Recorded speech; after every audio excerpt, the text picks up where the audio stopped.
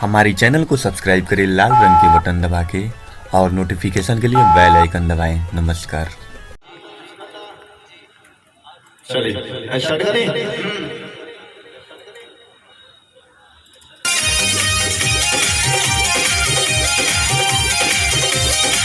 Music by Shams Tamim.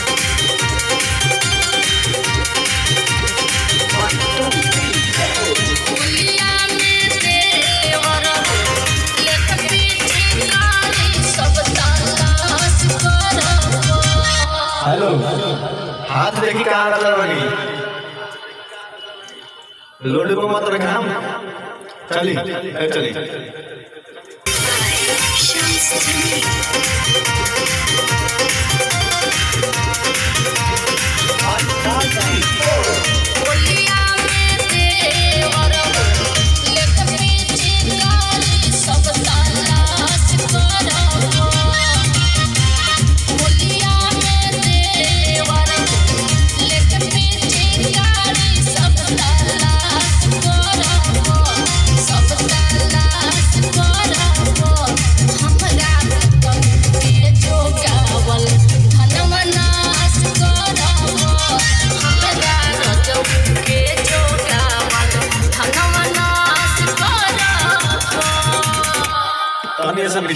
थोड़ा सा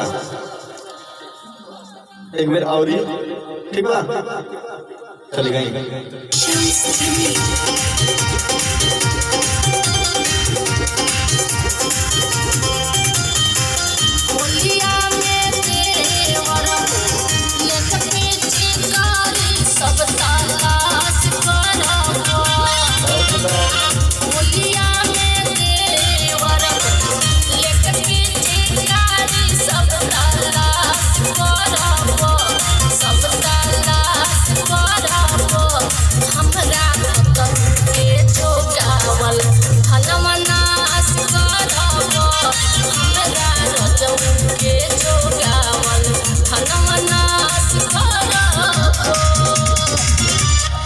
चलिए अब अंतरा में जब जवाब गुरु जी बताओ क्यों बा जी अब रोना करी ठीक बा हैं जी चलिए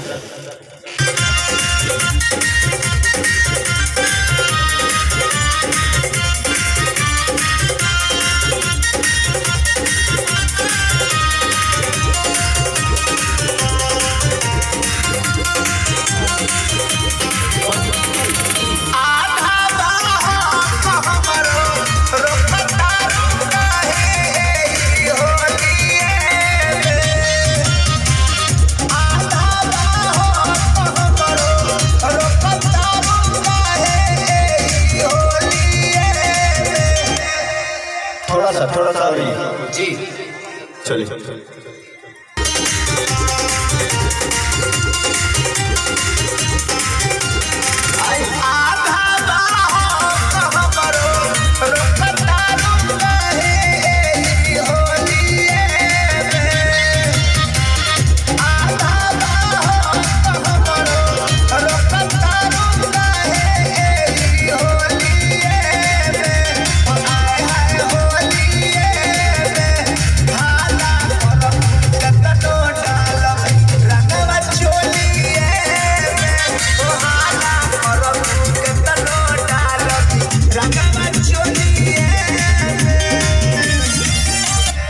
अबरे यही बात सही बोल लो अब एकरा आगे के करबा एक बात राउत बा तब रउआ करी चली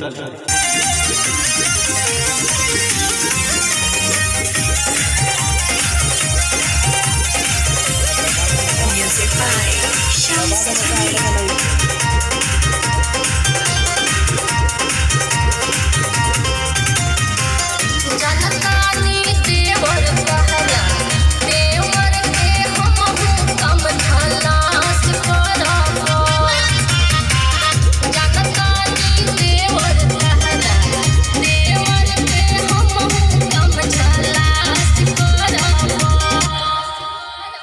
और बढ़िया से मोहाएंगे गाई चलिए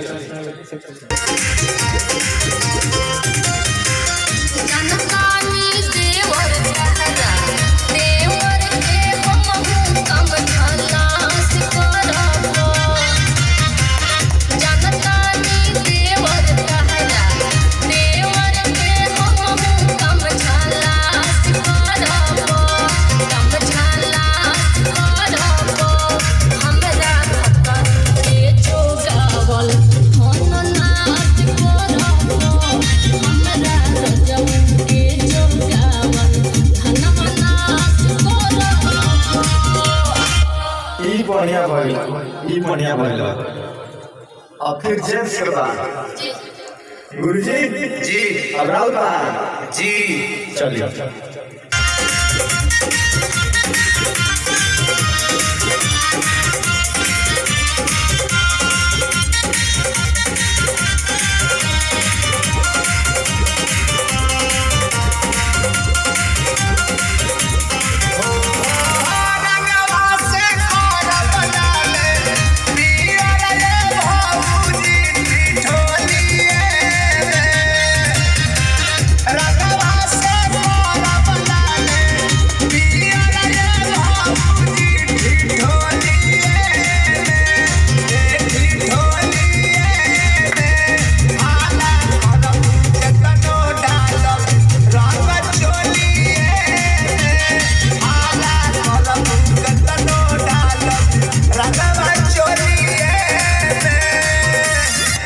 एक बार और गुरुजी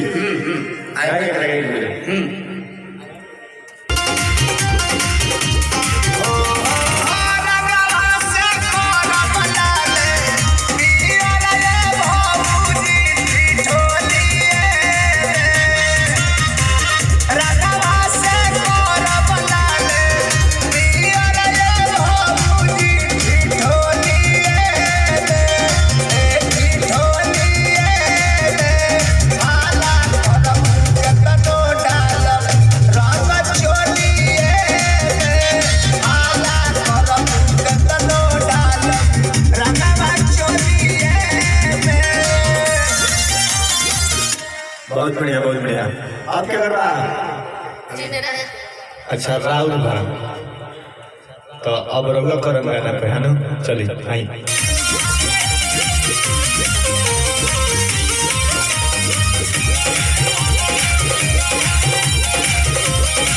music by Shams Jamil.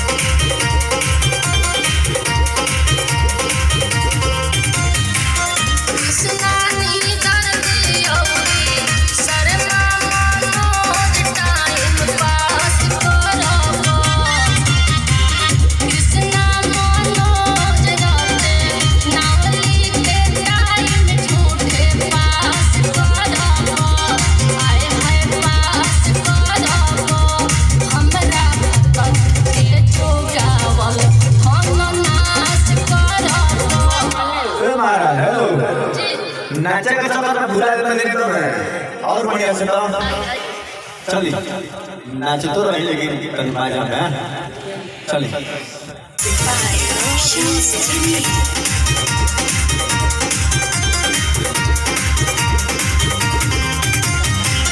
Krishnani दर्दी औरी शर्मा मनोज टाइम पास करबो कृष्णा मनोज रहते नावली के टाइम झूठे पास करबो आए है पास करबो हमरा के जोगावल धन नाश करबो हमरा गजब के जोगावल धन नाश करबो